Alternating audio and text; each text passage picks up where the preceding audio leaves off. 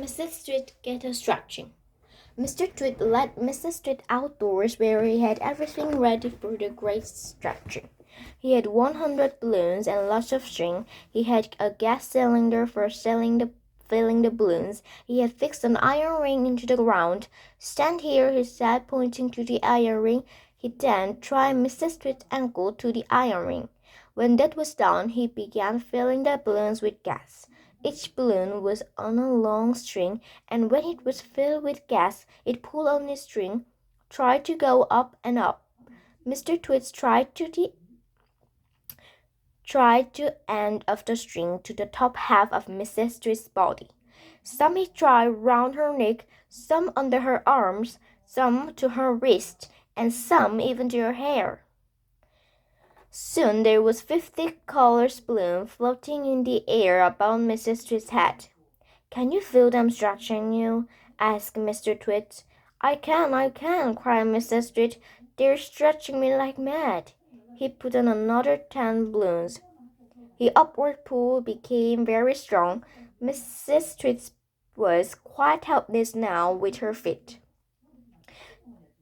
tied to the ground, and her arms pulled upward by the balloons. She was unable to move. She was a prisoner, and Mr. Twit had intended to go away and leave her like that for a couple of days and nights to teach her a lesson. In fact, he was just about to leave when Mrs. Twit opened her big mouth and said something silly. "Aren't you sure my feet are tied properly to go round?" he gasped. "If this string around my ankles break, it will be goodbye for me." And that's what gave Mr. Twit his second nasty ideas. Mrs. Twit goes blooming up. "There's enough pull here to take me to the moon," Mrs. Twit cried out.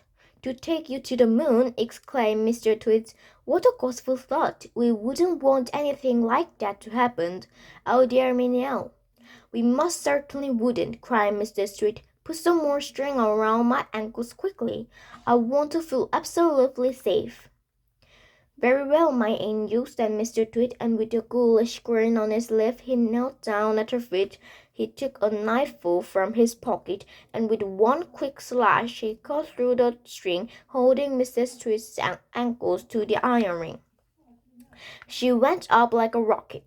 "Help!" she screamed. "Save me!" But there was no saving her now. In a few seconds she was high up in the blue sky and climbing fast. Mr. Twit stood below looking up. "What a pretty sight," he said to himself. "How lovely all those balloons look in the sky.